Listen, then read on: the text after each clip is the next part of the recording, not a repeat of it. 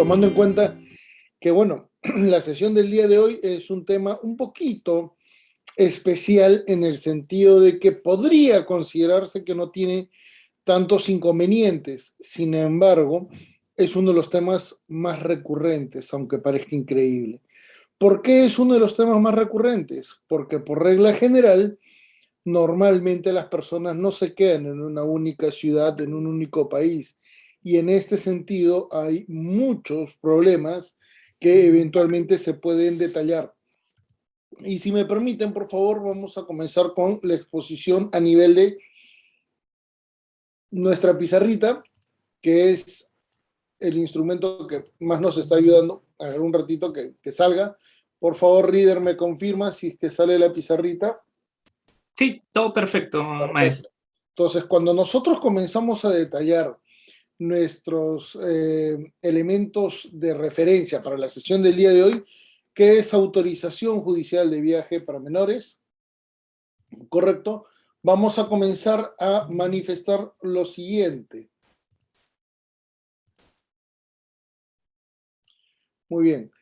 Que cuando se trata de una situación muy especial, muy coyuntural, es que esta autorización judicial de menores supera el patrón delimitado de lo que es la ley, principalmente porque a veces el proceso judicial toma un poco más de tiempo y porque las circunstancias de las partes van a terminar provocando otras situaciones, otras controversias, especialmente, especialmente porque las parejas que tienen hijos normalmente suelen generar nuevas situaciones de conflictividad. La razón principal responde esencialmente a que el conflicto familiar suele ser muy amplio, suele ser muy dilatado, suele estar sujeto a diferentes características y condiciones. Por lo tanto, no siempre va a ser posible, ¿qué cosa? Desarrollar un único referente. Es más, ni siquiera en el tiempo se puede mantener o se puede establecer. Y por ello es que es muy importante observar cómo es que los tres métodos en los cuales se generan van a disculpar, estoy creo que medio afónico, los tres medios en los cuales se desarrolla el contexto de la autorización de viaje puede resultar complicado. Correcto, entonces van a haber tres tipos de situaciones que nosotros las vamos a delimitar de forma preliminar ahora, correcto, con el cargo de poder ampliarlos un poco más, correcto, y son tres tipos de autorizaciones de viaje. Insisto, normalmente esto se suele relativizar, suele generarse una sensación de que el tema no reviste mayor complicación. Y debería ser así. No, no lo niego, no lo condiciono, creo que están en la razón. Debería ser mucho más sencillo. El gran problema es que los progenitores no lo hacen así. ¿Correcto? Autorización con permiso notarial, autorización con permiso judicial y finalmente autorización con permiso consular. ¿Correcto? Y las razones son muy sencillas, pero a la misma vez complicadas. Va a depender de las posiciones de los progenitores como para poder resolver y entender el por qué tienen tantas opciones como para poder determinar este punto. ¿Correcto? Entonces, son los progenitores los que lamentablemente tienen la mayor participación en este ámbito y no siempre actúan de buena fe. ¿Correcto? Entonces, los progenitores, que son los que van a generar esto, y vamos a consignarlos de una vez, padre, ¿correcto? Y madre, son por regla general los que tienen una mayor injerencia en este sentido. ¿Pueden intervenir otras personas? Particularmente sí. Normalmente en este sentido estamos hablando también de otros familiares que pueden ser los abuelos o que pueden ser los tíos, ¿correcto? pero ellos actúan bajo otros criterios. Ellos actúan bajo otras condiciones y por eso es que generamos una condición, ¿qué cosa? Interlineal, para que vean que esto no siempre es, ¿qué cosa? Constante, ¿correcto? Entonces, va a haber una referencialidad en la cual los abuelos van a participar, pero dependiendo si es que tienen la patria potestad, ¿correcto? Entonces, son solo dos, pero por regla general pueden intervenir otros, pero entiendas, ¿quiénes son esos únicos dos? Señores, los que la ley identifica como partes procesales, ¿correcto? Entonces, acá viene la gran diferencia. Puede ser, hoy por hoy ya tenemos la posibilidad de parejas LGTB, las dos mamás que acaban de inscribir a su hijo con sus dos apellidos, ya permite detallar que en realidad estamos en una nueva etapa del derecho. Pero por lo tanto, hay dos partes que van a ser procesales en la eventualidad surge un conflicto, ¿correcto? Dos, en esencia ya podemos eliminar el contexto de los apellidos, perdón, de los géneros, y por eso es que vamos a analizar el modo en el que usualmente se comportan en estas circunstancias.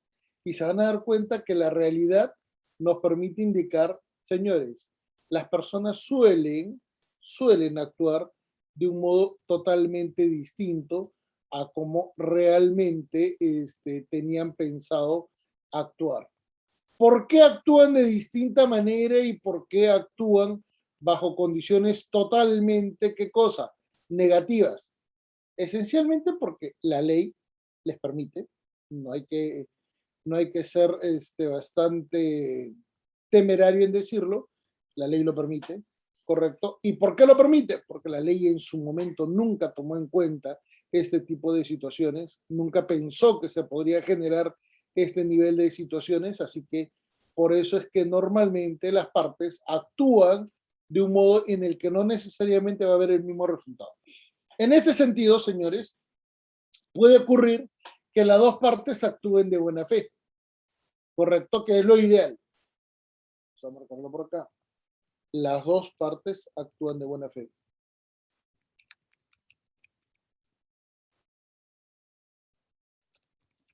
¿Correcto?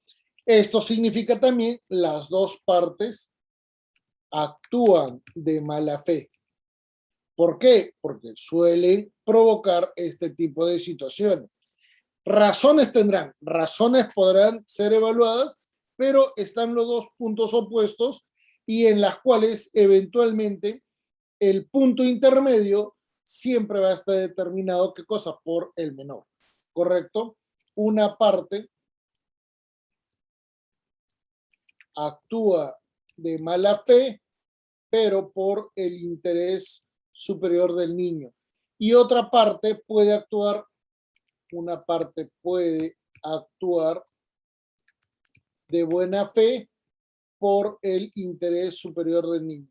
Ahora les voy a explicar por qué responde estas características. ¿Estamos? Entonces, quien actúa de buena fe, normalmente entonces va a generar. Uno actúa de buena fe, otro actúa de mala fe. Vamos a limitarlo por acá.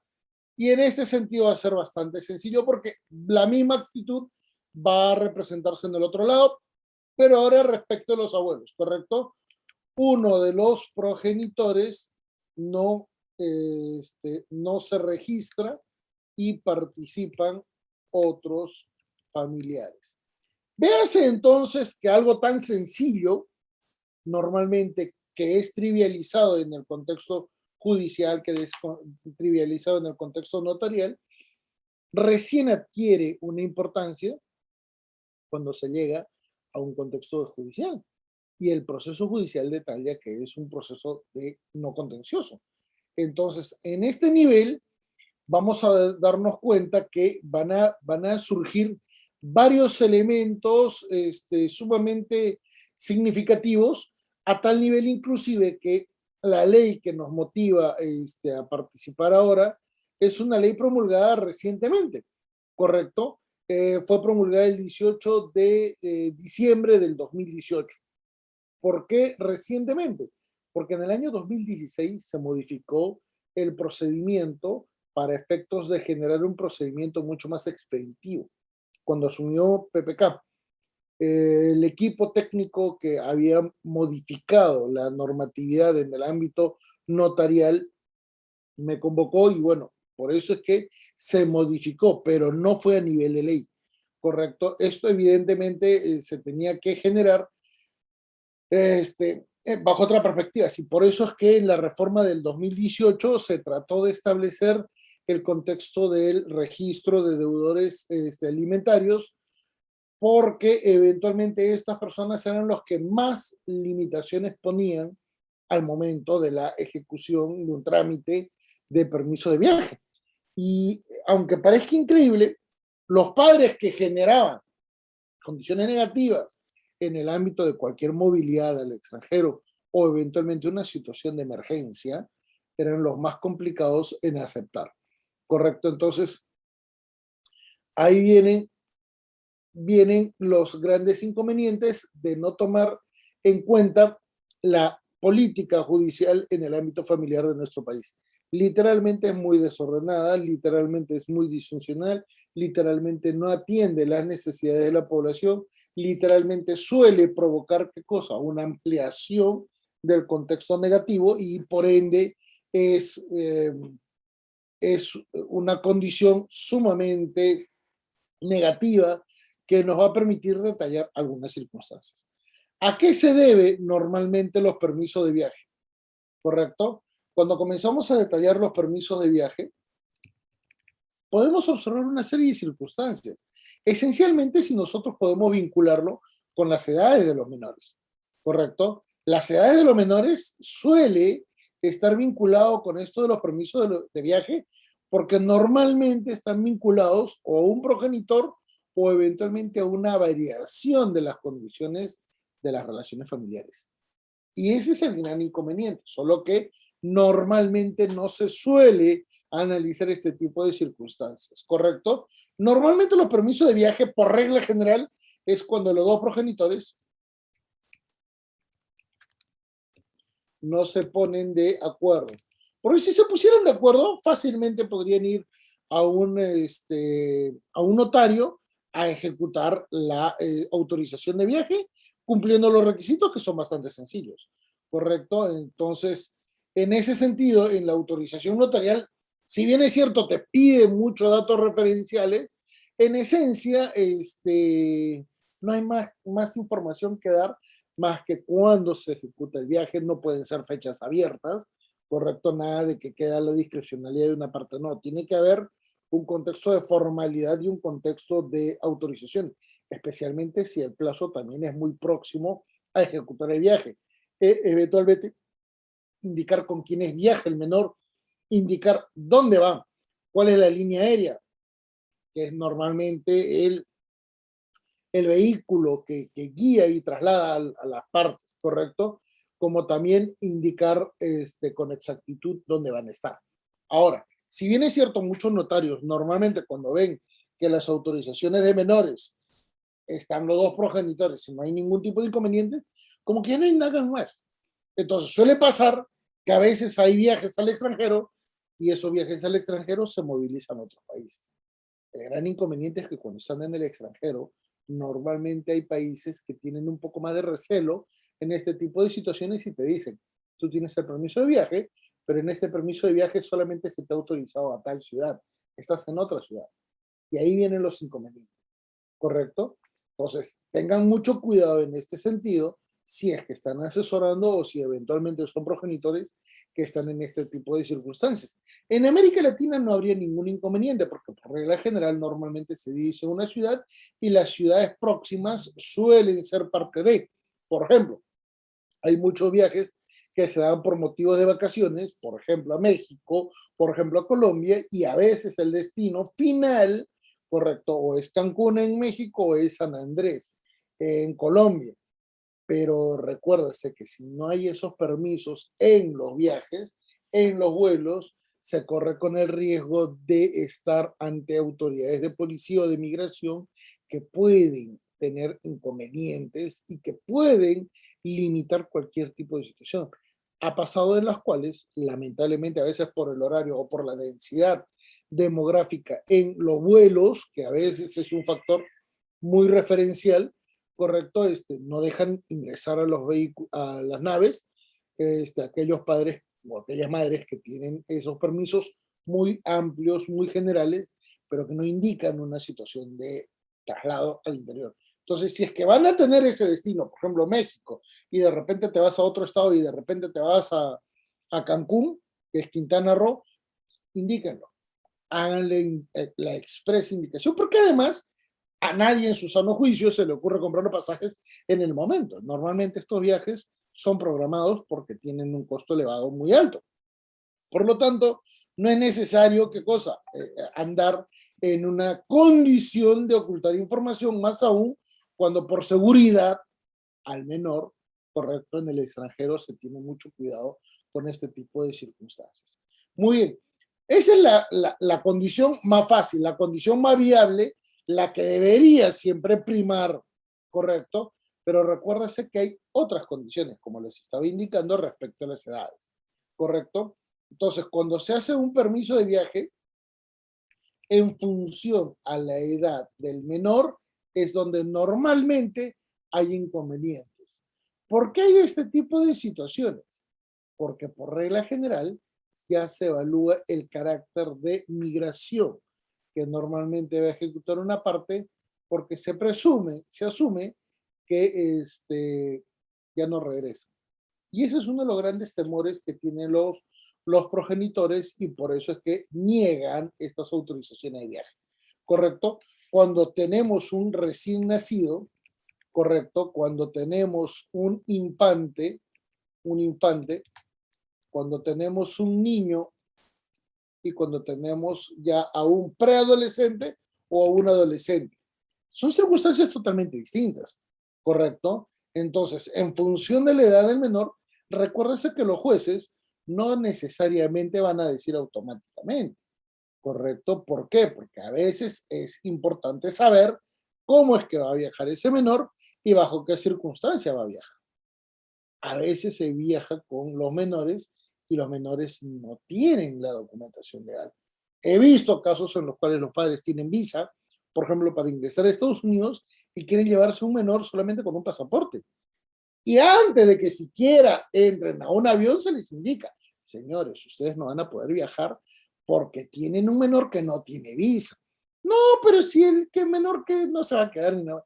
Peor aún, pueden cometer un delito, ¿qué cosa? De trata de personas, y en Estados Unidos esto es mucho más grave, ¿correcto? Peor aún, en el Perú también te van a decir cómo vas a salir a Estados Unidos y ni siquiera vas a entrar al avión porque migraciones te va a detener, no tienes la visa. Entonces, suelen ocurrir este tipo de circunstancias. Muchos dirán, pero doctor, eso es inconcebible. Créanme, normalmente el 80% de casos son aquellos que los abogados siempre decimos, no, nunca va a pasar. Suele pasar. Es bastante frecuente. En el caso de los infantes, es bastante vinculante por una razón muy particular, señores. Porque los infantes a veces viajan con progenitores, pero también viajan, ¿qué cosa? Con quien tiene la custodia, que es una persona que puede ser un familiar, pero que es totalmente diferente al progenitor. ¿Por qué? Porque muchas veces estos infantes están a cuidado de los familiares. Entonces, son referencias que permiten indicar que en ese tipo de autorizaciones ya viene un permiso totalmente distinto. El permiso de viaje es para los progenitores. Estos permisos de viaje ya tienen que tener una autorización totalmente formalizada en registros públicos, ¿correcto? Que es muy, muy condicional porque ahí sí te piden con mayor exactitud el tiempo, el modo, las condiciones, todo, porque finalmente ese custodio no tiene muchas obligaciones respecto de un menor, ¿correcto? Entonces es una persona totalmente diferente frente a un menor. Y tenemos a los niños y adolescentes que, bueno, no hay ningún inconveniente. ¿Dónde vendría a ser el inconveniente? Normalmente cuando se viaja con toda la progenie. Normalmente cuando se viaja, ¿qué cosa? Con el conjunto de hermanos. Ahí vienen los grandes inconvenientes. Conjunto de hermanos. ¿Por qué? Porque el conjunto de hermanos ya implica ¿qué cosa? Una condición económica mucho más dilatada, una condición mucho más onerosa. Y por lo tanto, en ese tipo de circunstancias, los permisos notariales, que son muy frecuentes, no deberían tener, ¿qué cosa? Ninguna condición negativa, y cuando eventualmente los viajes se plantean a nivel judicial, también se tiene que tener en cuenta, ¿qué cosa? Que el contexto de los viajes genera un conjunto de hijos que no necesariamente va a estar determinado como si fuera, ¿qué cosa? Un permiso de todo el grupo, tiene que ser individualizado. Y a veces los jueces no lo ponen. ¿Correcto? Se autoriza el permiso de viaje para Hugo, Paco y Luis, ¿correcto? Hijos de tal, y eventualmente no indican a dónde. No indican cuándo van a viajar, no indican cómo van a ser las condiciones de viaje. Y ese gran inconveniente lo terminan asumiendo las personas que ya están o en el extranjero o ya están en este contexto. Y para eso, bueno, tenemos que tomar en cuenta otro tipo de referencias. Y finalmente, señores, en el último nivel van a estar las circunstancias en las cuales normalmente las partes se oponen a los viajes, ¿correcto? Cuando existe oposición.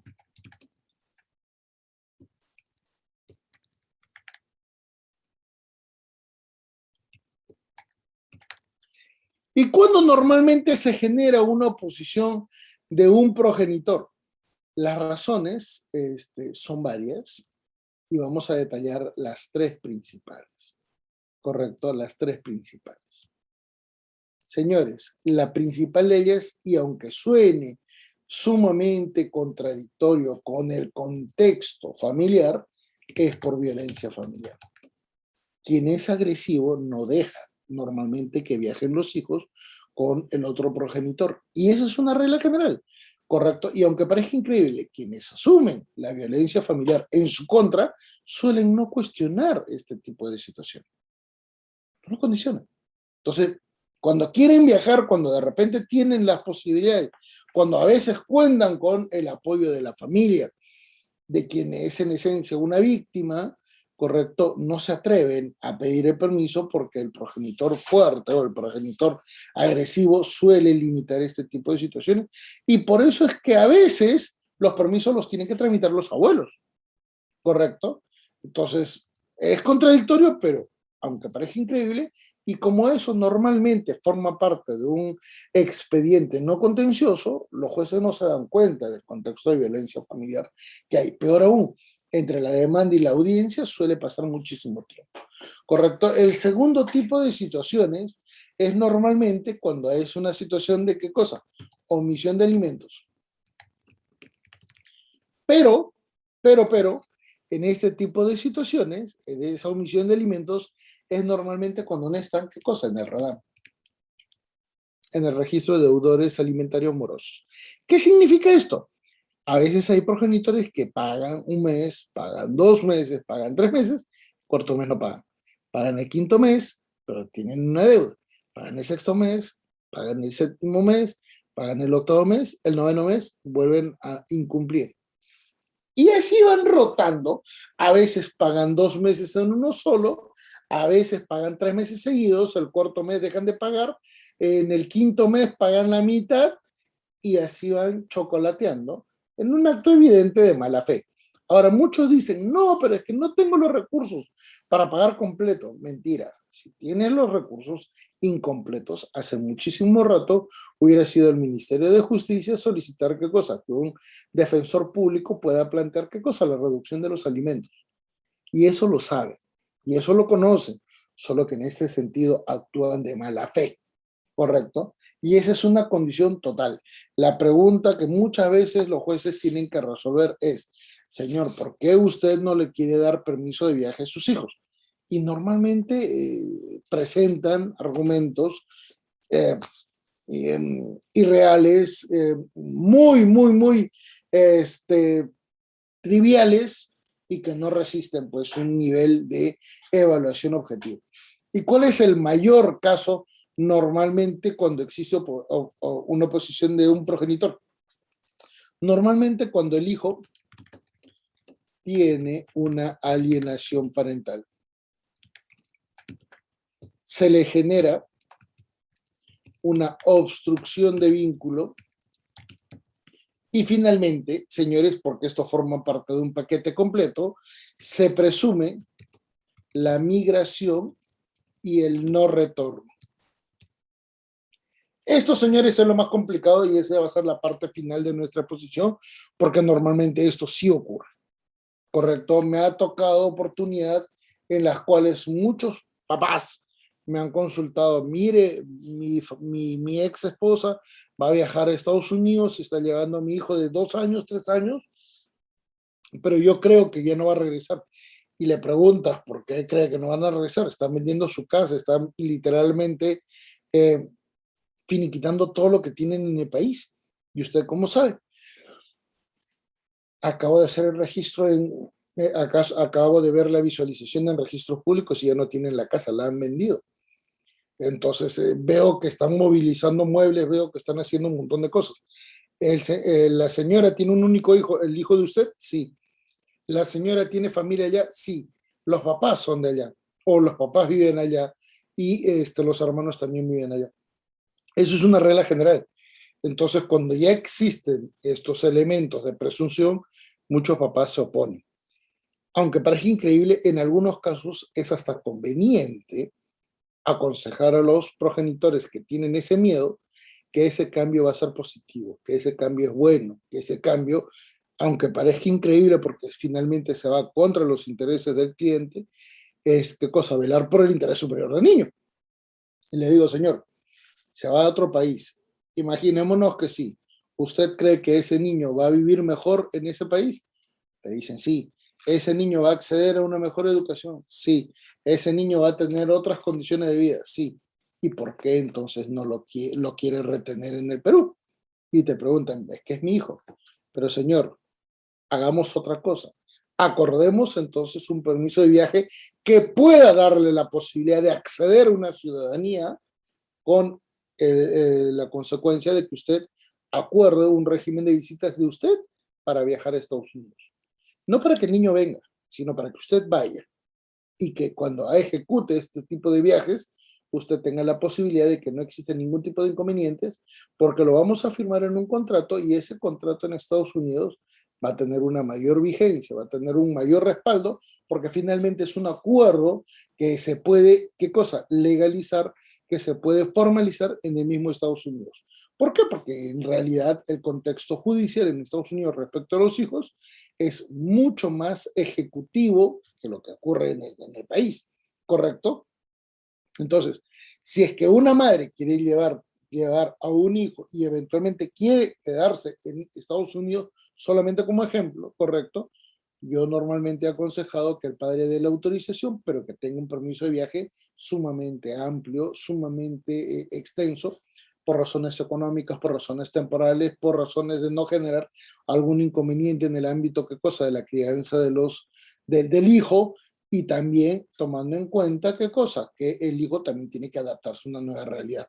Entonces, aunque parezca increíble, a pesar de que al inicio había la severísima pretensión no dar ningún tipo de autorización al final, te das cuenta que cuando el progenitor piensa en sus hijos, a veces cede sus propios intereses, que es lo mejor, correcto. Entonces, los permisos de viaje suelen darse en este sentido, pero recuerden, en este tipo de circunstancias es cuando se busca principalmente lo mejor para los hijos que están involucrados en este tipo de situaciones. Esto no ocurre cuando normalmente ocurre, ¿qué cosa? Esto no ocurre cuando se dan situaciones de sustracción de menores. Y cuando ya ocurre una situación de migración informal, es donde vienen los mayores problemas, ¿correcto? Porque no he tenido la oportunidad de ver este tipo de situaciones, pues son mucho más complejas, normalmente se ven en otros países, pero sí han solicitado, ¿qué cosa? Que desde Estados Unidos piden informes en el Perú para efectos de poder, ¿qué cosa? o validar o convalidar el ingreso, o eventualmente, ¿qué cosa? Que los progenitores puedan dar los permisos necesarios como para hacer el trámite migratorio para obtención del cambio de residente a ciudadano o de turista a residente. Y esto, señores, sí es sumamente complicado porque la gran mayoría de trámites en Estados Unidos responden a una cuestión de buena fe. Quien actúe de mala fe puede perder cualquier tipo de trámite y en ese tipo de circunstancias todos pierden, porque finalmente esa condición de mala fe también se puede extender al progenitor que llevó al menor de forma irregular, de forma informal, y puede perder también sus derechos, como por ejemplo el aplicar a una residencia, que es hoy por hoy un elemento sumamente oneroso y complicado de obtener. Por lo tanto, cuando nosotros estamos observando del por qué los permisos de viaje, ¿correcto? Los contextos familiares, migratorios, son referenciales. Y para ello vamos a explicar algunos conceptos que van a ser bastante particulares, más aún cuando comenzamos a ver que este contexto de familia en el ámbito del derecho para efectos de generar algunas condiciones, nos van a permitir detallar las siguientes condiciones, las siguientes características. Primero, señores, vamos a hablar sobre los tipos de familia que suelen registrarse en este tipo de situaciones. ¿Correcto? Ustedes dirán, ¿tipo de familia? Sí, sí, hay 3 tipos de familia que permiten detallar estas características. Primera referencia, entonces, los tipos de familia que suelen registrarse en este tipo de situaciones. Tipos de familia en el contexto migratorio. ¿Correcto? ¿Y cuáles son los tipos de familia que se van a poder observar? Son 3, ¿correcto? Son 3. El primero de ellos es la familia transnacional. ¿Cuál es la familia transnacional? Todos los integrantes de la familia han migrado. Les doy un ejemplo muy sencillo. Las familias venezolanas están en el país. Ellos son un ejemplo de una familia transnacional. ¿Correcto? Ninguno de ellos tiene una nacionalidad, ninguno de ellos tiene una vinculación con el país, y bueno, han migrado y por las razones que fuesen. ¿Correcto? Hay 2 situaciones que son muy comunes. ¿Correcto? Migración por desplazamiento humano, en particular cuando hay una situación de crisis política, económica o eventualmente desastre natural. Les doy un ejemplo. Miren, ejemplo. ¿Quiénes son? Las familias, en su primer momento, sirias. Luego vinieron las familias afganas. ¿Se acuerdan cuando viajaron y se metían en un avión y que alguno de ellos se caía? Bueno, que fue bastante trágico. Bueno, muchísimos países europeos dieron el permiso de a este tipo de familias. En América Latina también ocurrió, porque son también las familias venezolanas. Recuérdese que en el Perú se dieron, ¿qué cosa? Visas humanitarias para estos grupos familiares que viajaron porque ya en Venezuela no les estaban dando pasaporte. ¿Correcto? Y el segundo de ellos es normalmente cuando hay una situación ya particular de parte de ellos, ¿correcto? Migración por razones familiares y que suele ser normalmente complementado con una situación muy particular o cuestiones de desarrollo y progreso a nivel individual o eventualmente una situación próxima a un delito, ¿correcto? Les voy a dar un ejemplo muy sencillo para que vean cómo es que este tipo de situaciones también se ha visto en el ámbito del derecho convencional. Por ejemplo, señores, vamos a ver el caso Corte Interamericana de Derechos Humanos, que es el de Pacheco Tineo versus Bolivia del año 2003. La familia Pacheco Tineo es una familia peruana, pero la policía en el Perú los había detectado, ¿qué cosa? Con vínculos próximos a Sendero Luminoso. Terroristas. Ellos migraron a Bolivia, pero Bolivia no les dio el estatus de refugiado político. Al no darles el estatus de refugiado político, optan por viajar a Chile. Pero estamos hablando de 5 individuos en la familia, los 2 progenitores y los hijos. Luego ya en Chile, y cuando tienen ya la condición de refugiado político, es que denuncian a Bolivia y Bolivia emite esa sentencia, ¿correcto? Detallando que Bolivia debía considerar el contexto familiar, porque principalmente si los dos progenitores hubieran sido detenidos por la casi expulsión de Bolivia hacia Perú, probablemente hubieran generado, ¿qué cosa? Una situación de abandono moral, material e inclusive humanitario con respecto a los hijos de la familia. Ahora, podrán decir, sí, pero son terroristas. Sí, pero habían 3 menores. Y esos 3 menores están en una situación migratoria. Por lo tanto, no se puede desconocer. Ese caso, inclusive permitió que el Tribunal Constitucional pueda defender el derecho de Ollantumala de salir de la detención, porque también su esposa había estado presa. Correcto, al estar también su esposa presa, se trató de generar una situación de aliciente muy positivo para los hijos, que en realidad eran 3 hijos. Correcto, luego tenemos, ¿qué cosa? A las familia binacional, que en esencia, en este sentido, responden a 2 nacionalidades. Bueno, estamos hablando de la pareja. La pareja responde, la pareja de progenitores responde a 2 nacionalidades, pero pueden tener la misma cultura. Por ejemplo, señores, peruano-venezolano. Por ejemplo, un peruano-español, ¿correcto? Por ejemplo, un peruano-mexicano, con una mexicana. Va a depender de cómo se desarrolle. Normalmente los latinoamericanos, ¿correcto? Bueno, los iberoamericanos, incluyendo España. Ante estas situaciones, esa familia binacional, ¿por qué va a ser importante? Señores, el ejemplo. Cuando hay vacaciones y los progenitores no están de acuerdo, ahí es donde viene el inconveniente. Regla general, claro que sí. Hoy por hoy en el mundo, los divorcios son la mayor, ¿qué cosa? Referencia en el ámbito familiar. Es más, en el Perú hay una sentencia bastante elocuente porque detalla el caso de una peruana respecto de un ciudadano español que no dio el permiso para ejecutar algunas actividades en el Perú, porque el señor era, ¿qué cosa? Ateo. Uno puede decir, ¿qué? ¿Qué tiene que ver que sea ateo? ¿Qué tiene que ver que eventualmente tenga estas características y no es relevante? Bueno, pues lo que sucede es que en este tipo de situaciones el papá era consciente que la mamá podía ejecutar algunas actividades religiosas. Y el papá en España, ateo, da el permiso de viaje por las vacaciones del hijo. Vacaciones, llegó a Lima, la mamá celebró con los familiares y en esencia la mamá terminó bautizando al niño. Van a España y el papá se entera que el niño ya estaba bautizado. El papá llegó al Perú a plantear su acción de amparo.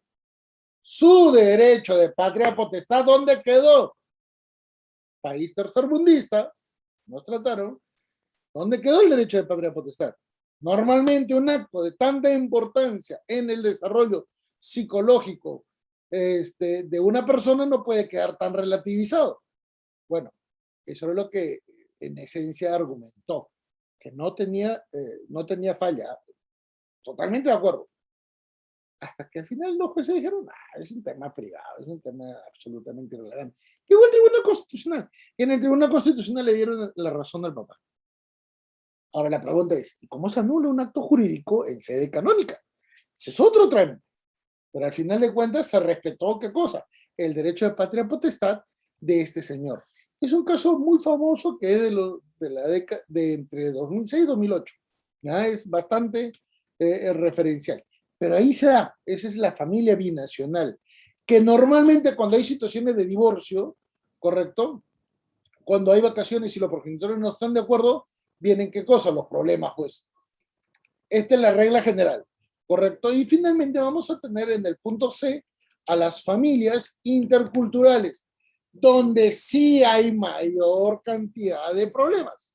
Fíjense que estamos dando los casos de familias en los cuales todos han migrado hasta unas familias en las cuales, por sus características, evidentemente van a tener otro tipo de condición. ¿Correcto? ¿Cuáles son las familias interculturales? La pareja de progenitores responde a dos culturas diferentes. Puede ser por lengua, idioma, puede ser por respecto de religión, puede ser por cuestiones de costumbres, ¿correcto? Y les voy a detallar una referencia. Tengo muchas amigas que han viajado a España, compañeras de la universidad, han viajado a España y se han casado allá. Y uno puede decir, se han casado con españoles. No. Que un latino se case con un español en España es raro, es difícil, ¿correcto? Es difícil. Es difícil, es como que un peruano en el Perú se case con una persona de ojos celestes y que sea pues hijo de peruanos, nieto de peruanos, bisnieto de peruanos. Puede haber, hay, de hecho que hay comunidades en el Perú que tienen ese tipo de ojos, pero que es muy raro, que es infrecuente, que es sumamente excepcional. Bueno, ocurre que estas mis amigas, mis antiguas compañeras de universidad, se casaban con árabes. No voy a decir como árabes, lo de turbante y todo lo demás, pero ellos tienen una característica muy particular, el rostro como que es un poquito marroncito, como que la nariz, la lengua, la barba, el turbante, el que paran rezando 5 veces al día, algunas características, sí, hay un gran detalle. Muchísimos musulmanes ocultan su religión por el tema del racismo en Europa, hasta el día de hoy. Y ya cuando ya tienen un cierto nivel de estabilidad económica, de estabilidad laboral, etcétera, asumen pues su verdadera religión, ¿correcto? No es que la oculten, lo que pasa es que tienen mucho cuidado. Y en este tipo de circunstancias, pues hay muchas personas de la raza, por decirlo de alguna manera, caucásica, que son árabes, ¿correcto? Que son rubios, que son altos, que en su época de soltero comían cerdo y que, bueno, cuando ya se dan con la religión, ahí sí, pues, dejan de comer cerdo. Entonces, estas características son evidentes porque cuando ellas eran parejas y traían a sus parejas al Perú, los papás le daban el cerdo y todo lo demás y comían. Ahí no había ninguna duda de que este chico era de repente europeo, o de repente de alguna nacionalidad que no era la española, pero no había problemas de vinculación con los árabes. Y al final, cuando ya están por celebrar la boda, ahí sale que son árabes. Y he tenido el caso de una amiga que se casó con un árabe, con un sirio, y que al final ella pensaba que era alemán y que, bueno, la familia habría sido de repente musulmana, pero al final este chico, el día del matrimonio, se convirtió en un verdadero talibán. Y sí, es más, le dijo que era del ISIS y todo lo demás. Todo el matrimonio con violencia familiar y todo lo demás. Admira que ella tuvo que pedir refugio en Alemania, tuvo que solicitar divorcio por causa de violencia. El primer día del matrimonio, ese fue el inicio del infierno, y con esas condiciones y con esas características, solicitó en trámite el divorcio, que ya estaba aprobado, pero que todavía no tenía la ascendencia, el permiso de viaje al Perú. En ese tipo de circunstancias de viaje al Perú, ya tenía la niña. Había nacido su hija, producto justamente de los actos de violencia del señor en Alemania. Pide el permiso de viaje también para la hija porque la madre tiene que asumir el cuidado de la menor y le dan el permiso. Para que vean. Entonces, este tipo de situaciones en familias interculturales es la más frecuente. Ha provocado en el Tribunal Europeo de Derechos Humanos muchísimos casos, especialmente casos complicadísimos. Señores, procesos en los cuales las parejas han sido denunciadas por querer ejecutar ablación es típico en Europa. Ahora, ustedes dirán, ¿qué significa ablación? Es la extirpación del himen en la niña, en la menor, a efectos de que no tenga placer cuando sea adulta. Ahora ustedes dirán, no, está exagerando. Señores, entren hoy a Google y busquen ablación Europa y se van a dar cuenta que acaba de caer una mamá de Una niña de 1 año que por segunda vez en 1 año acaba de estar capturada porque quería generar la ablación de su propia hija, una mamá. Esas son las características en las cuales los contextos migratorios en los permisos de viaje resultan elocuentes y resultan sumamente especiales. Pero hay un gran problema. En este tipo de situaciones es donde suceden la mayor parte de casos de sustracción internacional de menores. Ahí ocurre, ¿correcto? ¿Por qué? Porque normalmente las parejas suelen generar un traslado a su propio país para huir de la pareja. Y cuando huyen, normalmente tienen los permisos de viaje fraudulentos de parte de las parejas. Y ahí es donde se genera el contexto de la sustracción. O a veces dicen, mire, ¿sabes qué? Es el cumpleaños del abuelito, así que dale permiso, vamos a ir de viaje, nos vamos a quedar 1 semana, o 3 días, 4 días, y de ahí regresamos. Permiso de viaje. Llegan a Perú, ¡wow! Se olvidaron. Automáticamente ya no quieren regresar. Entonces, en ese tipo de circunstancias pueden venir los grandes inconvenientes porque en la gran mayoría de casos, los padres peruanos al menos, que han pasado por este tipo de circunstancias, no han inscrito en el consulado del país donde han estado, ¿qué cosa? A los hijos. Con lo cual en el Perú tienen que hacerle el trámite migratorio y también tienen que hacerle el trámite de inscripción en el registro de identidad. Y viene la gran pregunta, oye, pero el papá no le dio permiso para eso. Lo aceptan, porque finalmente el menor es peruano.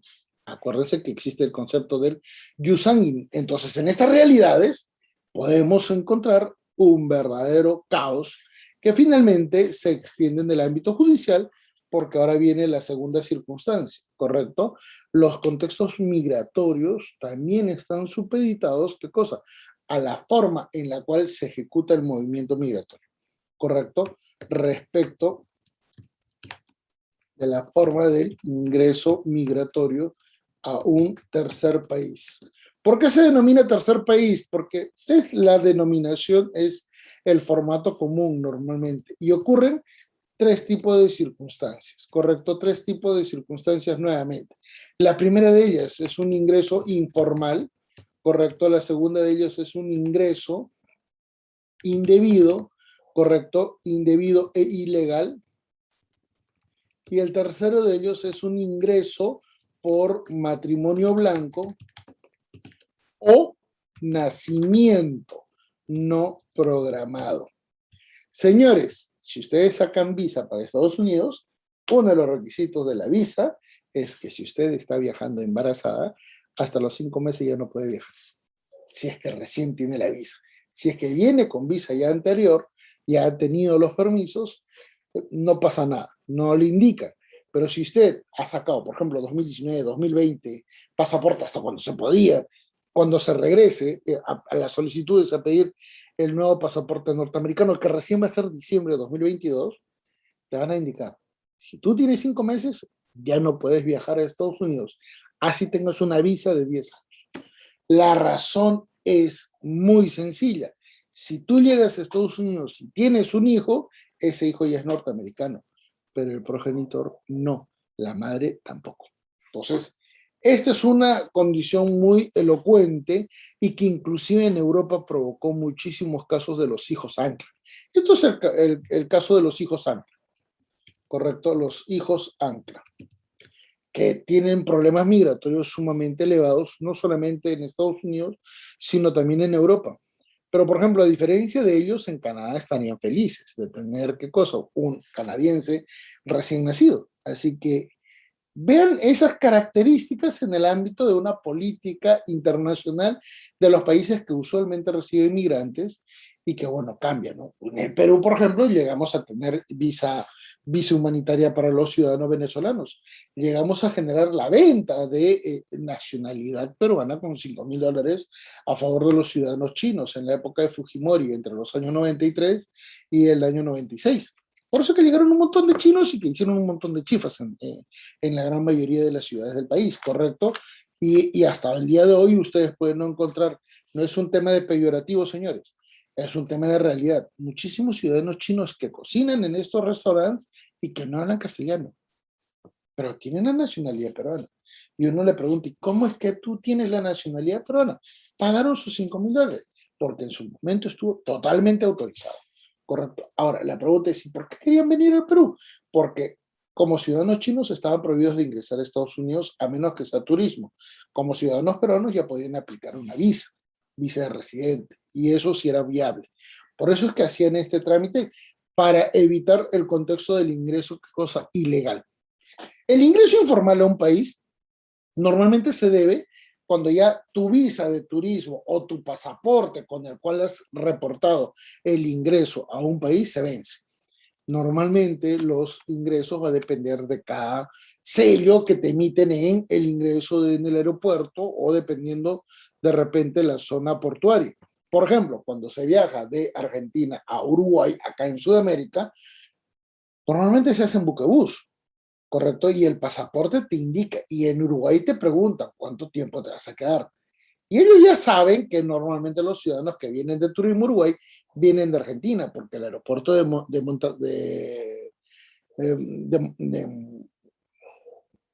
se me fue el nombre, la ciudad capital de Uruguay, Montevideo, es muy pequeño, pero es más, se le considera como aeropuerto de repuesto en el caso de que Aeroparque en Buenos Aires o el aeropuerto de Seiza en Argentina no funcionen o tengan problemas climatológicos, ¿correcto?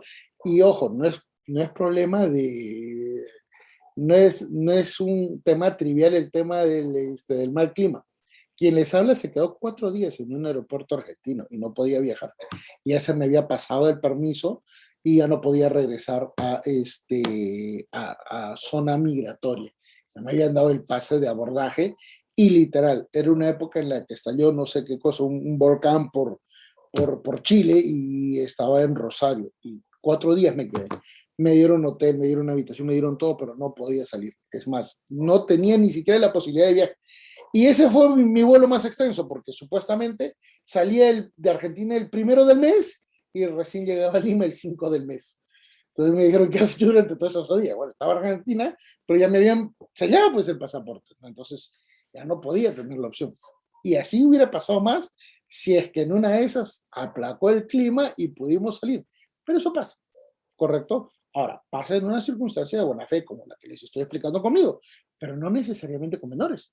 Hay muchas familias que van, tienen el pasaporte, tienen la visa y a veces no cumplen con el tiempo de salida. En Estados Unidos eso es fatal, porque si tú no cumpliste tus 180 días de permiso o tus 120 días, según sea el caso, ¿correcto? Que normalmente es 120 días de permanencia, 121 días sales, automáticamente la próxima que regreses ni siquiera te dejan entrar. Entonces, ya eso ya ni siquiera depende con un tema de permiso de viaje del menor. Y vean cómo es que entonces estos contextos migratorios responden a diferentes variables. Y por eso es que ahora ya vemos el contexto de los permisos. Porque si vamos a hablar de permisos, hablemos pues de los 3 que existen, ¿correcto? Permisos de viaje.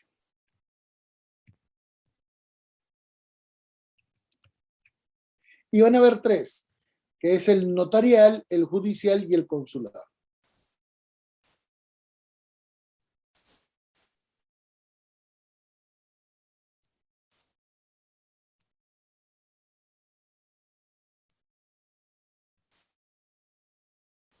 Muy bien.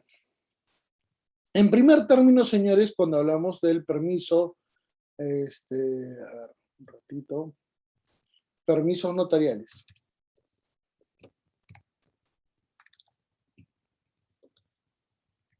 ¿Por qué van a ser lo más sencillos? Porque las partes están de acuerdo, pero tienen que cumplir determinados protocolos, ¿correcto? Esos protocolos no son tan complicados, no son tan negativos, no son tan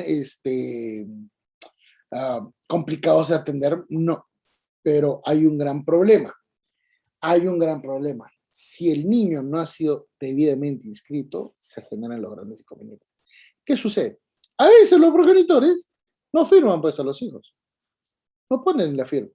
A veces los inscriben mal, les ponen nombres o apellidos que no corresponden a la identidad del progenitor. Por ejemplo, hay una casación en el Perú que te permite acumular los dos apellidos porque supuestamente eres notorio. Entonces, imaginémonos que si tú eres Francisco Pizarro, el jugador de fútbol, ¿cómo se llama?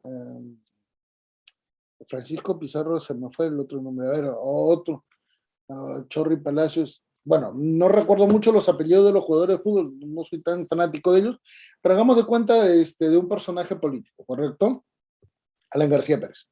Si Alan García Pérez en cualquier parte del mundo quisiera darle, tiene un hijo, y eventualmente inscribe García-Pérez, eventualmente cuando va al notario y le dice, oiga señor, usted es García, y el niño es García Pérez, ¿cómo es que entonces usted es el padre? Esos inconvenientes suelen ser registrados porque en el Perú la identidad y la afiliación no son tan respetados ni tan valorados. Ahora, ¿se acuerdan cuando comenzamos la exposición y detallamos que había un caso de dos mamás que habían registrado el tema de los apellidos? Bueno, pues hoy por hoy se está trabajando y se está proyectando que lo más probable es que cuando registremos los apellidos sea apellido 1 o apellido número 2, no apellido paterno y apellido materno. ¿Y saben desde dónde proviene ese uso de los apellidos? Desde 1501, cuando Isabel Católica de España comenzó a darse cuenta que muchísimos españoles viajaban a América para hacerse ricos y que, bueno, la corona debía tener también pues una compensación económica por eso. Entonces, cada vez que había un buque que salía para América, te anotaba, ¿tú de dónde eres? Yo soy de Castilla, te llamas castellanos. ¿Tú de dónde eres? De Andalucía, te llamas andaluz. ¿Tú qué eres? Yo era herrero, te vas a llamar Herrera. ¿Tú quién eres? Yo era ganadero, ganadero. ¿Tú quién eres? Pastor, serás pastor. Se les comenzó a asignar el apellido. 1501. En ese contexto, la norma de Isabel Católica se extendió para toda Europa. Los ingleses, ¿qué es lo que aplicaban? El sufijo "sun", que es hijo, correcto, hijo de. Y por eso que los apellidos John son, correcto, se les juntó. Igual en Holanda, igual en Alemania, donde el Van der en Alemania tiene un sufijo, o como los IVA o los NOVA, en los sufijos en el ámbito de Rusia, ¿correcto? Esos conceptos de identidad y de filiación nunca han sido solemnes, nunca han sido tan formales, nunca han sido tan estrictos. Primero porque al derecho de familia siempre se le ha considerado una cuestión muy privada, muy relativa, y porque nunca se toma en cuenta que ese derecho a la identidad, a la afiliación, a la pertenencia a una familia era un derecho fundamental. ¿Correcto? Tan es así, que en el contexto de la Corte Interamericana de Derechos Humanos, en el caso Hellman versus Uruguay, 2011, no se garantizó la comunión ni la unión familiar entre abuela, que buscaba a su nieta desaparecida luego que habían matado a sus hijos, el gobierno dictatorial de Videla, y porque la nieta no quería tener contacto con la abuela biológica, porque había crecido pensando que su familia, que la había cuidado, era su familia biológica. Ahí es donde surge el concepto de identidad dinámica, y ahí se van a dar cuenta entonces que estos contextos no son tan sencillitos que normalmente nos hacen creer, ¿correcto? Y por eso es que es muy importante entender que cuando hay conflictos es donde normalmente hay problemas, ¿correcto? Entonces, bajo estas circunstancias, la autorización de permiso notarial tiene algunas características. A ver, vamos a ver. La primera de ellas, permisos de viaje al interior del país, ¿correcto? Esa es la característica más general, más genérica, porque normalmente se autorizan estos viajes porque responden a las características familiares. Normalmente, entonces, acá, ¿qué es lo que se tiene que indicar? En primer término, ¿correcto? La autorización expresa de los dos progenitores. Un segundo. Dos, Eventualmente, si el viaje es solo con un progenitor,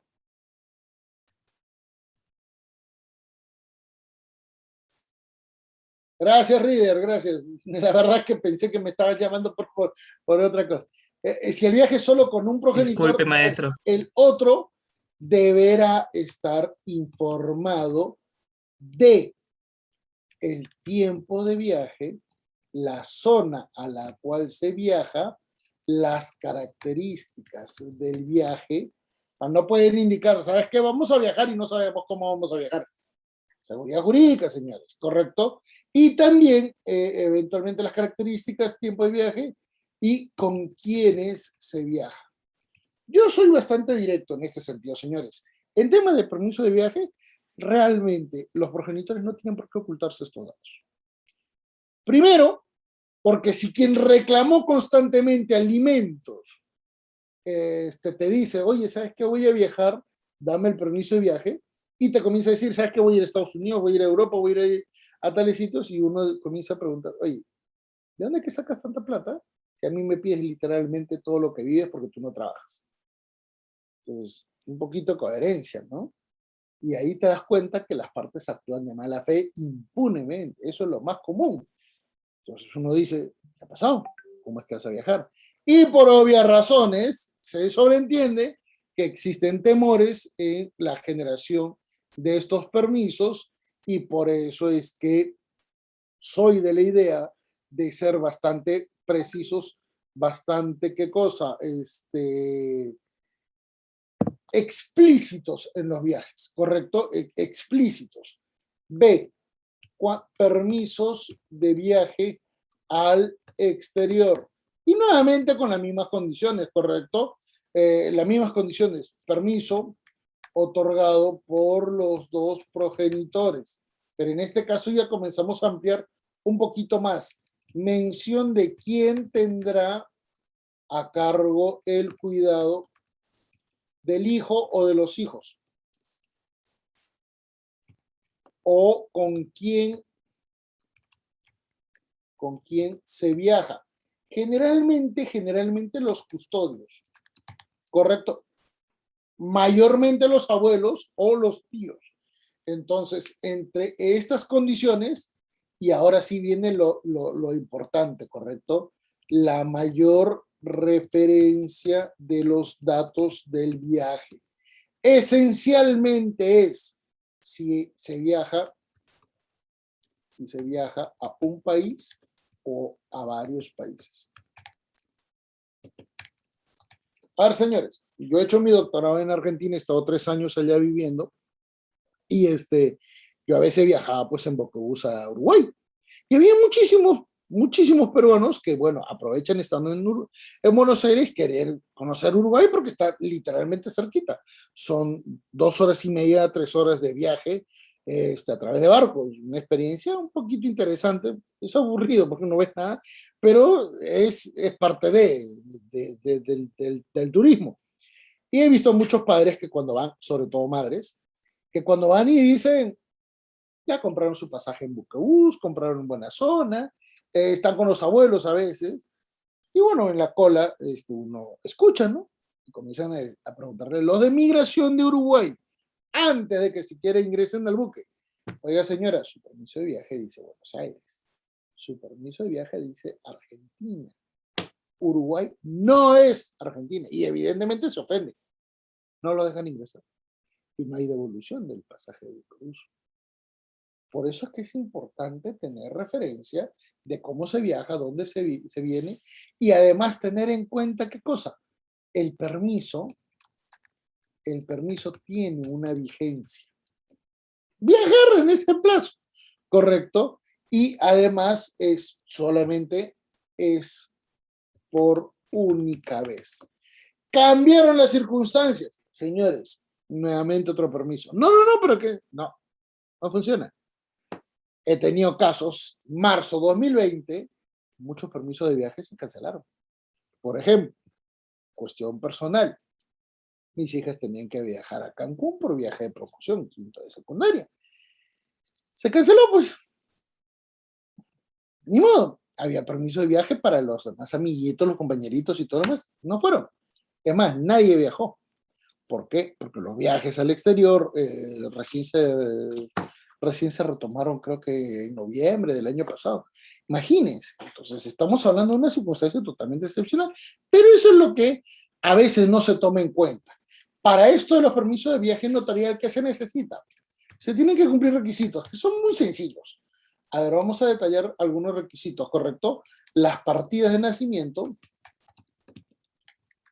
y los DNIs de todos los que firman, más los niños, de todos los progenitores, más los niños o hijos. Va a depender de la situación, ¿correcto? Ahora, viene un gran detalle, señores. ¿Qué pasa si es que un adolescente viaja y en el extranjero justamente cumple sus 18 años? Bueno, en esa circunstancia no ocurre nada. ¿Por qué? Porque sale del Perú menor. En el extranjero, si cumple 18 años, no pasa nada.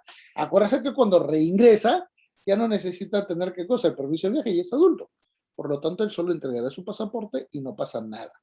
¿Correcto? Ese es uno de los grandes temores de los papás que no quieren que sus hijos viajen porque saben que no van a regresar. Saben que no van a regresar. Y créanme, es lo cierto. ¿Ya? Entonces, pero los DNI son muy importantes, pero ahora viene un gran detalle. Desde 2016, en esencia, ya no deberían pedirte los partidos de nacimiento. Eso está regulado.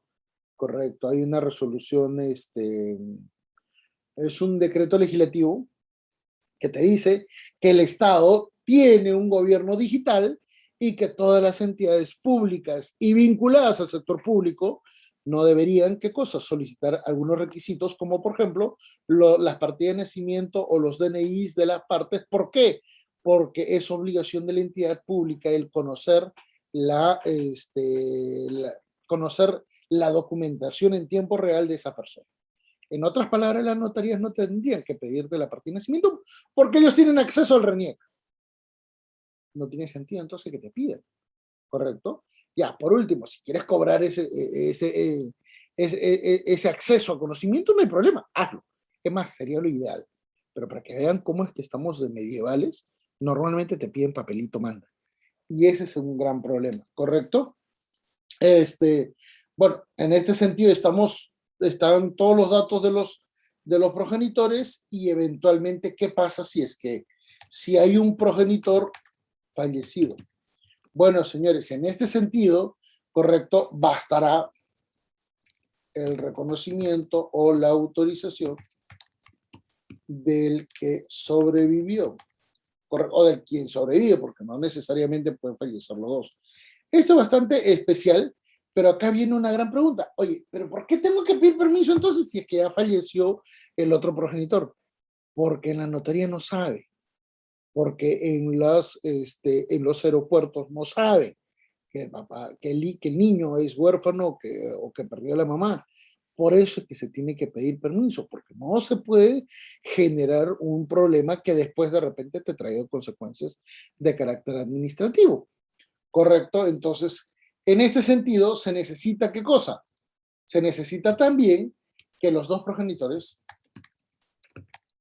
hayan reconocido al hijo. Si uno de ellos no lo hizo, olvídense, no sale. Correcto, entonces, ante estas condiciones, también tienen que tomarlas en cuenta que eventualmente sí participa en el viaje un tercero, que normalmente es el familiar, se tienen que tener los permisos para efectos de registrar, por ejemplo, la custodia, para efectos de registrar eventualmente, ¿qué cosa? Las características y condiciones con las cuales esa persona adulta va a ejercer la custodia del menor en el extranjero. ¿Correcto? Entonces, son características sumamente referenciales que eventualmente también se repiten en el contexto de los viajes, permisos de viaje al extranjero por vía judicial.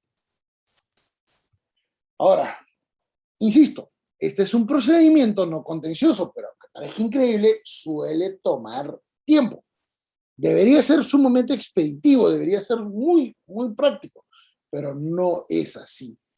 ¿Por qué las grandes limitaciones? aunque parezca increíble, exige la participación de los dos progenitores, inevitablemente. Pero por regla general, la malicia procesal de un progenitor, generalmente papá, puede dilatar el caso. Es más, he visto casos en los cuales inclusive hay jueces que han solicitado la intervención de interdictos.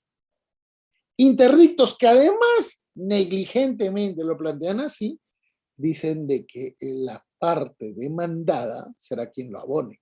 Pero como ese señor nunca se presenta, al final nunca asume ¿qué cosa? El curador, la participación en el proceso. Lo ideal sería, vamos a nombrar un curador, paga la mamá, y después la mamá puede replicar el cobro contra el papá, pero a veces no lo hace. Y ustedes dirán, doctor, pero esos son casos muy excepcionales. ¿Así? Vayan al contexto judicial y se van a dar cuenta que es muy frecuente. Vayan al sistema judicial y se van a dar cuenta que es sumamente frecuente. ¿Qué es lo que ocurre en este tipo de circunstancias, señores? En este tipo de circunstancias, todos los datos suelen no ser conocidos. Nunca se preguntan esas circunstancias. Todos actúan negligentemente, ¿correcto? Y es más, he tenido la oportunidad de ver permiso de viaje por muchos días de personas que no trabajan. Y uno dice, oye, ¿cómo vas a pagar el viaje de tu hijo? Bueno, de ti, de todos tus hijos, si literal vas a estar 3 meses. A menos que vivas con tus padres, que tus padres están en Lima. ¿Cómo es que viajas tanto tiempo sin trabajar allá, sin trabajar acá, solamente con la pensión de alimentos que te paga mi cliente? Y los jueces no preguntan. Los jueces no preguntan, porque creen que eso ya es un contexto de violencia contra la madre.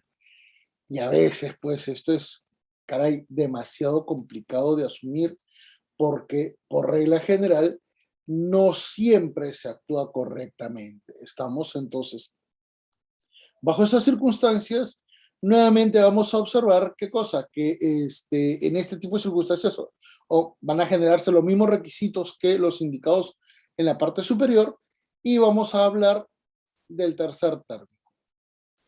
¿Cuál va a ser el tercer término, señores? Los permisos de viaje consular. ¿Por qué van a ser importantes estos viajes?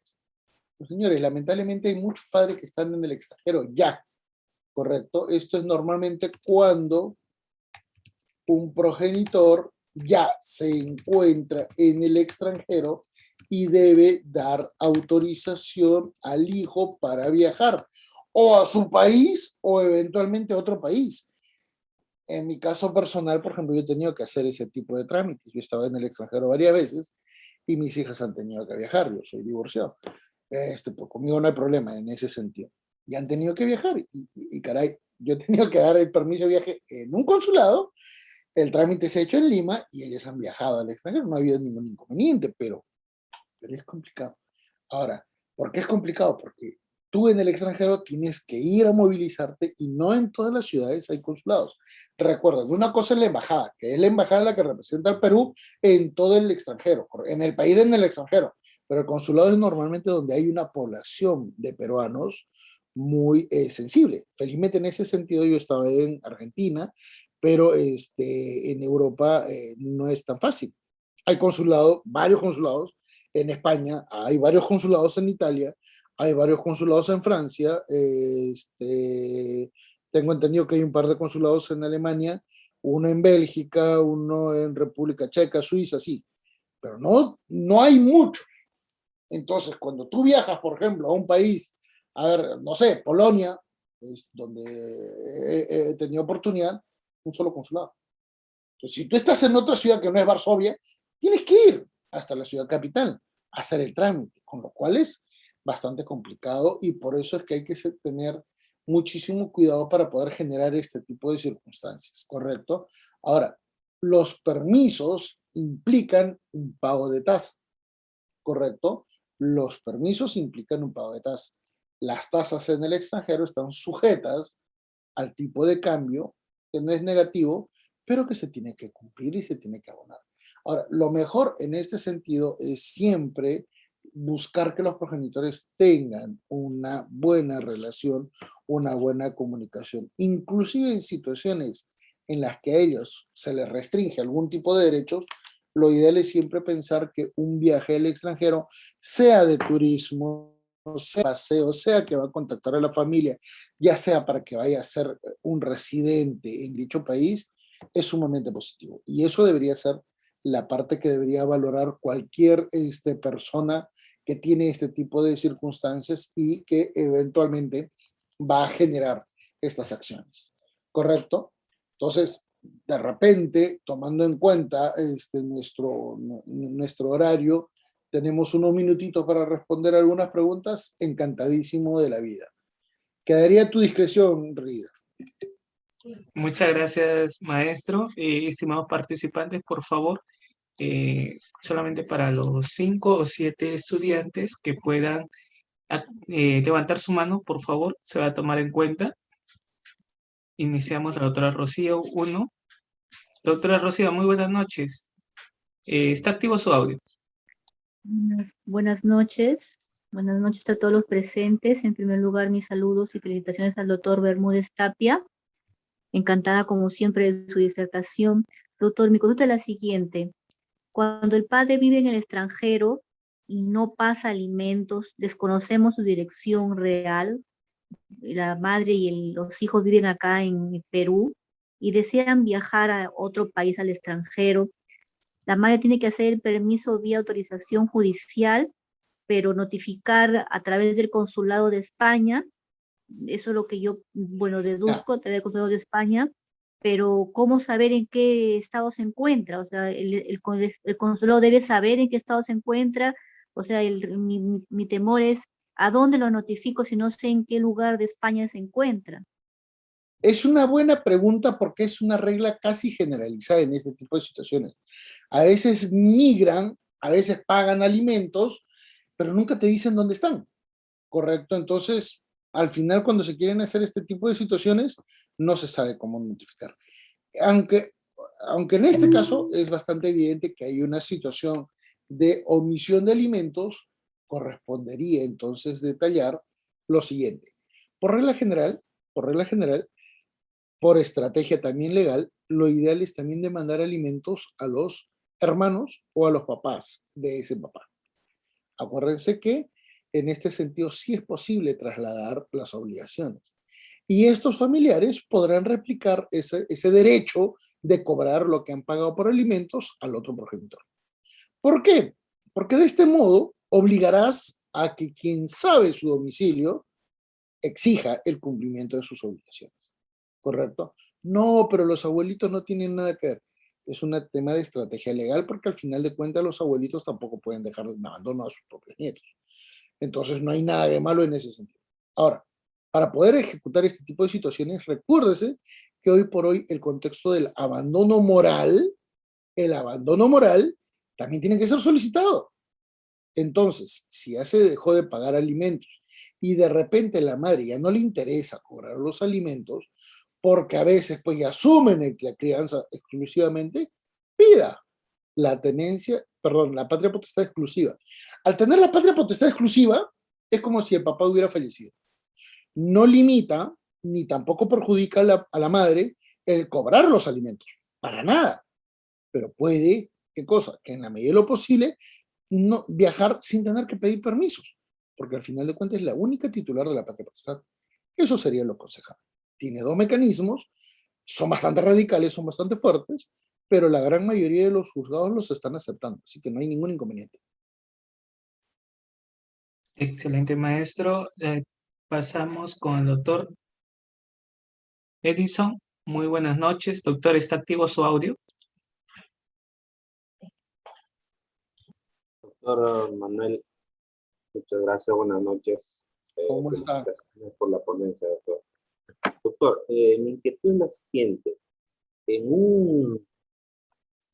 un proceso por violencia familiar, ese permiso que se le da en este caso solicita al papá, ¿ese permiso va a durar solo una vez o Una sola vez. una sola vez? Todos son una sola vez. Todos una sola vez. Por eso le decía a la anterior doctora que consultaba, pueden pedir la patria potestad en exclusiva. Al tener la patria potestad en exclusiva, no tendrían la necesidad de pedir a cada rato los permisos, porque evidentemente esa sentencia que se inscribe en registros públicos también te da la posibilidad de viajar con total libertad con los hijos, ¿no? Ok, doctor, muchas gracias. Muchas gracias, doctor Edison, por participar. Doctor Carlos, muy buenas noches. Bienvenido a Audiápolis. ¿Está activo su audio? Buenas noches, doctor. Muchas gracias por la ponencia. Mi consulta es la siguiente. Mire, mediante consejo de familia es que se obtuvo la tutela de una menor que actualmente cuenta con 13 años, debido a que el padre se encuentra recluido en un centro penitenciario y la madre falleció. Se tiene la intención de viajar en estas próximas vacaciones al extranjero. ¿Qué es lo que se debe hacer? ¿Solicitar al Consejo de Familia una reunión, una autorización, o es que ya al ser tutor y ser la administración de los bienes y el cuidado de la menor, esa acta, se puede realizar los viajes? Eso es tutor. Y lo otro, se piensa viajar cada 3, 4 meses. ¿Cómo sería el procedimiento, doctor? Cada vez. Cada vez. El gran inconveniente es que el papá está preso, ¿correcto? Lo ideal sería, por acogimiento familiar, que uno de los abuelos solicite la patria potestad. Ese sería el ideal. Ahora, el papá estando preso, no sé cuántos años esté preso, pero eventualmente conversar con el papá para solicitar qué cosa, la patria potestad exclusiva, porque de lo contrario ese niño no va a tener las condiciones de desarrollarse propiamente, más aún que no está pasando alimentos, y no está pasando alimentos porque no puede trabajar tampoco en la cárcel, ¿correcto? Hacer peluchitos no le va a garantizar qué cosa, el que pueda pagar alimentos. Entonces, lamentablemente en este tipo de circunstancias, como se darán cuenta, son muy, muy particulares, permite la negociación en este nivel literal, casi a un nivel de coacción. Pero es que es lo ideal para el menor. Acá no es un tema de sentimentalismo, acá es un tema de que un menor está en peligro, un menor está siendo criado por tercera persona, el papá está preso, entonces es posible negociar en ese nivel, pero tengan en cuenta de que si es que no ejecutan este tipo de acciones, probablemente solo quedará a esperar pues a que cumpla 18 años, ¿correcto? Pero recuerda, por acogimiento familiar sí se puede adoptar, inclusive se puede tener la patria potestad respecto de un menor por parte de los abuelitos.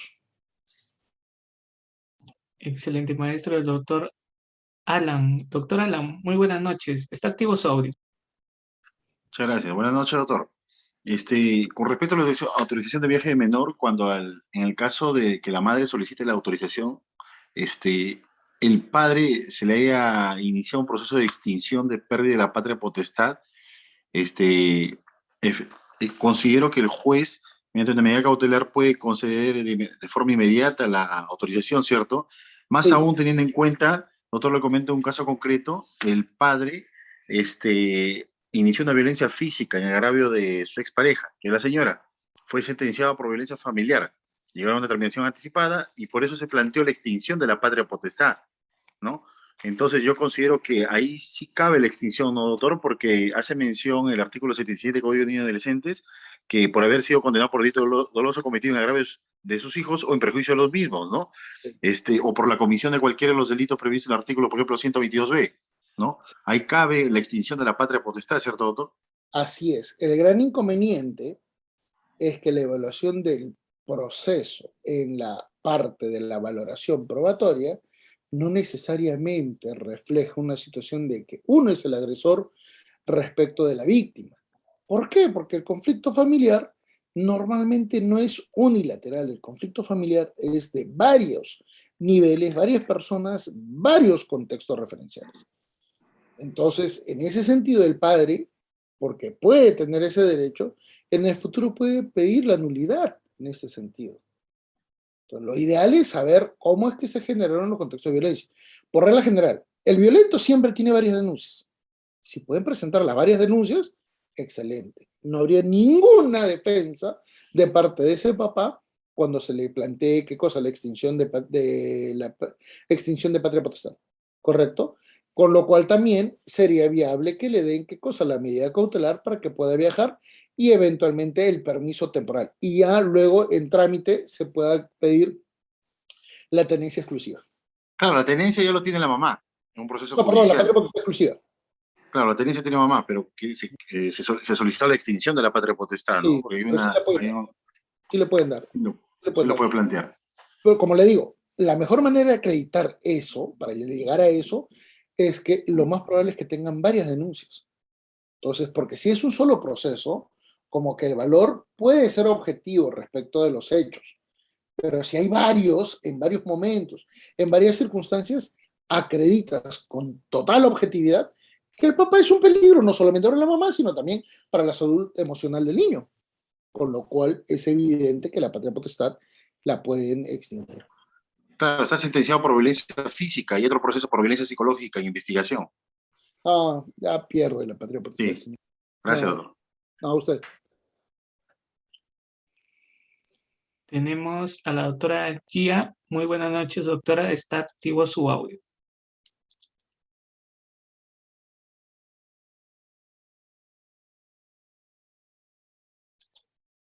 Doctora Gia. Bueno, Perfecto. disculpe, sino que por Ah, favor no, me está pregunta el con nombre. nombre. Cristian, Perfecto. Cristian Castañeda, doctor, muy buenas noches. Mi consulta es la siguiente. Si pido la patria potestad exclusiva, en el proceso de alimentos que se lleva con el agresor o con el padre, en este caso, ¿cómo se anula ese proceso? Sigue, Sigue el proceso. sigue. Ah, Acuérdese, el derecho a los alimentos no, no es del otro progenitor, es del niño. ok. Listo. Muchas gracias, doctor. No, encantado. Y culminamos con la doctora Caterine. Doctora Caterine, buenas noches. Está activo su audio. Muchas gracias, doctor. Perdón, voy a bajar el otro audio para que no se acople el sonido. Ya. Muchas gracias, doctor, por su ponencia. Quería consultarle. ¿Me escuchan? Sí. Muchas gracias. Tengo el caso de una señora que es venezolana, que tiene ya carnet de extranjería aquí y tiene su menor hijo de 7 años. Ella desea regresar a su país de Venezuela a residir allá y me cuenta que el señor, el padre, es también venezolano, pero ella desconoce la ubicación del señor. ¿Cómo podría ser para poder viajar con su niño? Bueno, acuérdese, va a depender de, a ver, algunos elementos adicionales. Primero, han habido 6 olas migratorias de venezolanos. Lo más probable es que si son muy jóvenes, estemos hablando de la tercera, cuarta y quinta ola. La sexta es la última, la pre-pandemia hace poquito. Y ellos no han tenido la obligación de presentar documentos, ni tampoco han tenido la obligación de decir dónde van a estar, ¿correcto? Por lo tanto, su paradero es absolutamente indeterminado porque ellos nunca tramitaron permisos de ingreso ni tampoco de residencia. Con lo cual, es lo que se sugiere, presentar una medida judicial indicando que la notificación al demandado sea por exhorto, porque no existe otro mecanismo para poder comunicarse con el papá. Doctor, en exhorto tendría igual que indicar una dirección allá en Venezuela. Perdón. Ay, se me fue, cuando lo pegan en los murales del... ¿Edicto judicial electrónico? Sí. Sí, perdóneme, a veces ya por acaso ya... No se preocupe, doctor. Entonces, por edicto, y en lo general, en la práctica, ¿cuánto tiempo está demorando estos procesos? Mira, ¿antes de pandemia o prepandemia? ¿Antes de pandemia o con la pandemia? Con la En los dos pandemia, casos. con la pandemia está tomando, hasta ahorita no veo ni uno. Hasta ahorita no salió ni uno. ¿Ya? Sí, no ha salido ni uno. Acuérdense que los juzgados trabajan con una sobrecarga de plazos y los procesos no contenciosos son los más lentos. Pero en época de pandemia tomaba hasta 8 meses. Wow, doctor, Juzgados de Lima tomaban 8 meses. Uno podría decir, wow, qué excesivo. Lo que sucede es que la sobrecarga procesal es muy elevada. No es un tema de juez. El juez no tiene responsabilidad en eso. Pero evidentemente, yo siempre le planteaba al presidente de Corte Superior de Lima y a los presidentes de Corte Suprema, y le decía, ¿por qué no hacen juzgados de familia no contenciosos? Van a aligerar la carga procesal como no tienen ni idea. Nunca me creyeron. Eso lo planteo desde el año 2003. Pero no, en familia creen que esto se soluciona con el tema de sentencia, con resoluciones. Hay un divorcio entre realidad y formalidad, demasiado elevado. Por eso es que toma tiempo. Tremendo, ¿no? La problemática del Poder Judicial, sí, yo también veo que es terrible realmente. Ojalá pues se logre esta reforma algún día. Ojalá. En realidad te ayudaría a todos, pero ya no depende de nosotros. Por eso es que a veces somos medio críticos, pero en realidad no es contra un juez, Juan Pérez o Miguel, o El no sé, sistema. María González. No, es un tema de que el sistema está mal. Y el sistema está mal por la ley, el sistema está mal porque faltan jueces, el sistema está mal porque el procedimiento está mal, evidentemente porque las partes actúan con malicia procesal. Miren nomás el caso más famoso que hace poquito ha salido, el que se hizo viral por Magali Medina. Miren que la víctima terminó, ¿qué cosa? Denunciando violencia familiar y además quedándose con la hija y pidiendo todo tipo de alimentos. Sí, Así y es normalmente terrible, ¿no? Porque yo vi en las noticias, doctor, que supuestamente, aparentemente, una colega X estaba ahí asesorando e indicaba que él pedía temas de que concilien, pero sin embargo todo le atañaba a la otra parte, ¿no? Al perjudicado, en este caso. esa colega tiene una fama muy elevada de ser la peor abogada en la especialidad. Pacta con uno, pacta con otro y, bueno, a veces los clientes varones van, le confían y ella busca a la mamá y hacen los procesos judiciales. Ya han sido sancionadas varias veces. Claro, eso es terrible, ¿no? Pero bueno, es la especialidad.